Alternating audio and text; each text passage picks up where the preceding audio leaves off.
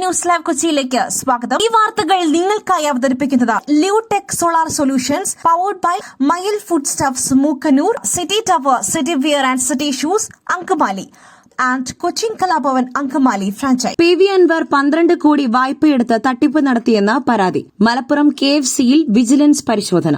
ഉദ്യോഗസ്ഥരെ സ്വാധീനിച്ച് PV അൻവർ 12 കോടി വായ്പയെടുത്ത് തട്ടിപ്പ് നടത്തിയെന്ന പരാതിയിൽ മലപ്പുറം KFC ഓഫീസിൽ വിജിലൻസ് പരിശോധന. 2015-ൽ KFCയിൽ നിന്നും 12 കോടി കടം വാങ്ങിയ PV അൻവർ പിന്നീട് അത് തിരിച്ചടച്ചില്ലെന്നും ഇപ്പോൾ തിരികെ നൽകാനായുള്ളത് 22 കോടി രൂപയാണ്.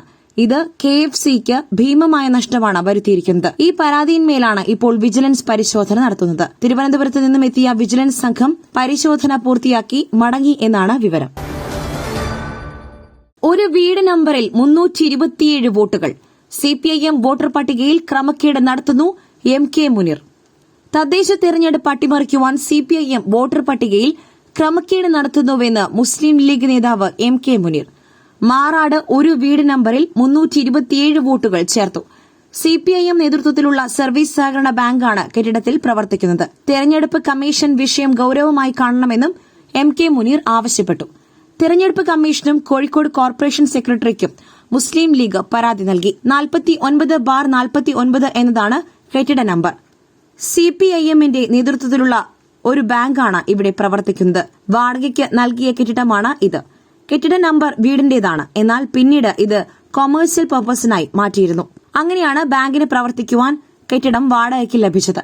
മാറാട് 327 വോട്ടർമാരുള്ള കെട്ടിട നമ്പറിൽ പ്രവർത്തിക്കുന്നത് സഹകരണ ബാങ്കാണെന്ന് മുസ്ലിം ലീഗ് ജില്ലാ പ്രസിഡന്റ് MA റസാഖ് പറഞ്ഞു. വോട്ട് ചേർക്കാൻ CPIMന്റെ കൃത്യമായ ഇടപെടൽ നടന്നു. CPM നേതാക്കളും ഉദ്യോഗസ്ഥരും ആസൂത്രിത ഗൂഢാലോചനയാണ് നടന്നത്. ഉദ്യോഗസ്ഥന്മാർക്കെതിരെ ക്രിമിനൽ കേസെടുക്കണമെന്നും രാഷ്ട്രീയമായും നിയമപരമായും ലീഗ് നേരിടുമെന്നും MA റസാഖ് പറഞ്ഞു. മുണ്ടക്കൈ ചൂരൽമല ഉരുൾപൊട്ടൽ.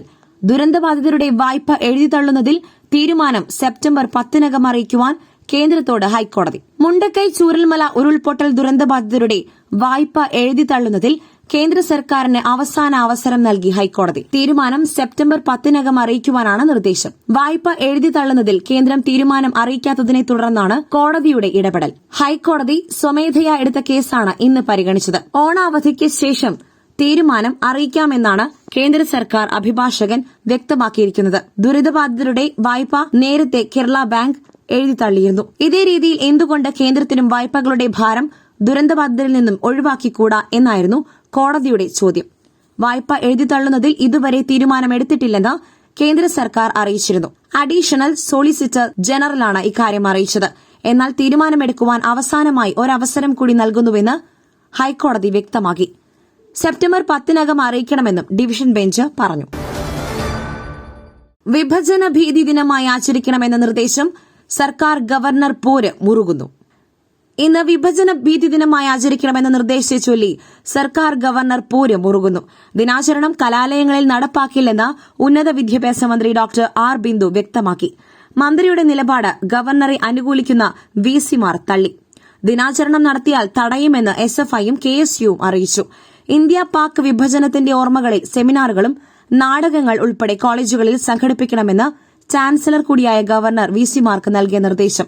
എന്നാൽ സംസ്ഥാനത്തെ കലാലയങ്ങളിൽ വിഭജന ഭീതി ദിനം നടപ്പാവില്ലെന്ന് ഉന്നത വിദ്യാഭ്യാസ മന്ത്രി ഡോക്ടർ R ബിന്ദു പറഞ്ഞു. ദിനാചരണം സംഘടിപ്പിക്കുവാൻ കണ്ണൂർ കേരള VC-മാർ കോളേജുകൾക്ക് സർക്കുലർ അയച്ചു. ദിനാചരണം സംഘടിപ്പിക്കുവാൻ കോളേജുകളിൽ നിർദ്ദേശം നൽകിയെന്ന് സാങ്കേതിക സർവകലാശാല VC ഡോക്ടർ K ശിവപ്രസാദ് അറിയിച്ചിരുന്നു.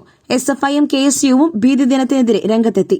SFI സർവകലാശാലകളിൽ ചാൻസലറുടെ കോലം കത്തിച്ച് പ്രതിഷേധിച്ചു.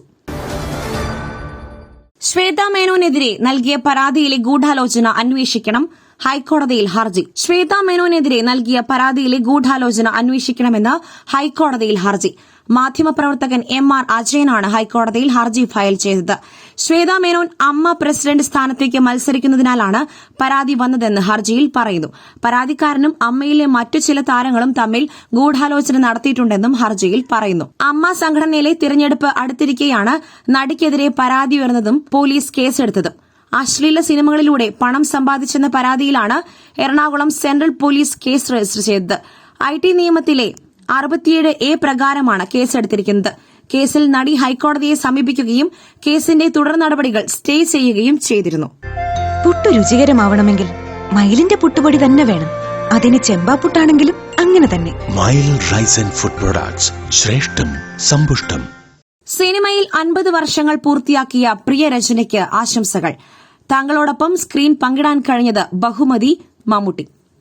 ചലച്ചിത്ര രംഗത്ത് 50 വർഷം പൂർത്തിയാക്കുന്ന രജനീകാന്തിന് ആശംസകളുമായി മമ്മൂട്ടിയും മോഹൻലാലും. രജനീകാന്തിനും വ്യാഴാഴ്ച അദ്ദേഹം നായകനായി പുറത്തിറങ്ങുന്ന കൂലി എന്ന ചിത്രത്തിനും ആശംസകളുമായി എത്തിയിരിക്കുകയാണ് താരങ്ങൾ. രജനിക്കൊപ്പം സ്ക്രീൻ പങ്കിടുവാൻ സാധിച്ചത് ബഹുമതിയാണെന്ന് മമ്മൂട്ടി പറഞ്ഞപ്പോൾ പകരം വയ്ക്കാനാകാത്ത വ്യക്തിപ്രഭാവം എന്നാണ് മോഹൻലാൽ വിശേഷിപ്പിച്ചത്. ദളപതി സിനിമയിൽ ഒരുമിച്ച് അഭിനയിക്കുവാൻ സാധിച്ചത് വലിയ ബഹുമതിയായി കാണുന്നുവെന്ന് മമ്മൂട്ടി പറയുന്നു. തൃശൂരിലെ വോട്ടർ പട്ടിക വിവാദം. ജനങ്ങളെ വിഡ്ഢികളാക്കുവാൻ ശ്രമം. പരാതിയുള്ളവർക്ക് കോടതിയെ സമീപിക്കാം. രാജീവ് ചന്ദ്രശേഖർ. തൃശൂരിലെ വോട്ടർ പട്ടിക ക്രമക്കേട് വിവാദത്തിൽ പ്രതികരണവുമായി ബിജെപി സംസ്ഥാന അധ്യക്ഷൻ രാജീവ് ചന്ദ്രശേഖർ. ജനങ്ങളുടെ ശ്രദ്ധ തിരിക്കുവാനുള്ള സർക്കാർ ശ്രമമാണ് ആരോപണമെന്ന് രാജീവ് ചന്ദ്രശേഖർ പറഞ്ഞു. തിരഞ്ഞെടുപ്പ് സമയത്തും തിരഞ്ഞെടുപ്പിന് മുൻപും വോട്ടർ പട്ടിക സൂക്ഷ്മ പരിശോധന നടത്തുവാനും മറ്റും ജനാധിപത്യ സംവിധാനത്തിൽ ഒരു രീതിയുണ്ട്. ഇതിനെക്കുറിച്ച് അന്വേഷിക്കുവാൻ ഇലക്ഷൻ കമ്മീഷനുണ്ട്, കോടതിയുണ്ട്. ഇങ്ങനെയൊരു കാര്യം കണ്ടിട്ടുണ്ടെങ്കിൽ ജനങ്ങളെ വിഡ്ഢികളാക്കുവാൻ ശ്രമിക്കരുത്. തിരഞ്ഞെടുപ്പ് കമ്മീഷനിലോ കോടതിയിലോ പരാതി നൽകണം, അദ്ദേഹം പറഞ്ഞു. എറണാകുളം ഷൊർണൂർ മെമു ട്രെയിൻ നിലമ്പൂർ വരെ ദീർഘിപ്പിച്ചു. എറണാകുളം ഷൊർണൂർ മെമു ട്രെയിൻ നിലമ്പൂർ വരെ ദീർഘിപ്പിച്ചു. ട്രെയിൻ നമ്പർ 66-325/66-326 പ്രവർത്തനം ആരംഭിച്ചതായി റെയിൽവേ മന്ത്രി അശ്വിനി വൈഷ്ണവ് അറിയിച്ചു. കേന്ദ്ര റെയിൽ മന്ത്രി അശ്വിനി വൈഷ്ണവ് കേന്ദ്രമന്ത്രി ജോർജ് കുര്യനെയാണ് ഇക്കാര്യം അറിയിച്ചത്. കഴിഞ്ഞ ജൂൺ മാസത്തിലാണ് ആ മേഖലയിലെ ജനങ്ങളുടെ യാത്രാ പ്രശ്നങ്ങൾ ചൂണ്ടിക്കാട്ടി മെമു സർവീസ് വേണമെന്ന ആവശ്യം ബിജെപി സംസ്ഥാന അധ്യക്ഷൻ രാജീവ് ചന്ദ്രശേഖർ കേന്ദ്ര റെയിൽവേ മന്ത്രി അശ്വിനി വൈഷ്ണവിന് മുൻപിൽ അവതരിപ്പിച്ചത്. ട്രെയിൻ നമ്പർ 66-325/66-326 അനുവദിച്ചതായി ചൂണ്ടിക്കാട്ടി അശ്വിനി വൈഷ്ണവ് ബിജെപി സംസ്ഥാന അധ്യക്ഷൻ രാജീവ് ചന്ദ്രശേഖറിന് കത്തയച്ചു. കേന്ദ്ര റെയിൽ മന്ത്രിക്ക് ബിജെപി അധ്യക്ഷൻ നന്ദി അറിയിച്ചു. വികസിത കേരളത്തിനായി റെയിൽ ഗതാഗതം കൂടുതൽ മേഖലകളിലേക്ക് എത്തിക്കുവാൻ ബിജെപിയും കേന്ദ്ര സർക്കാരും പ്രതിജ്ഞാബദ്ധമാണെന്നും രാജീവ് ചന്ദ്രശേഖർ പറഞ്ഞു. മറ്റൊരു വാർത്തയുമായി കണ്ടുമുട്ടുന്നതുവരെ നന്ദി, നമസ്കാരം.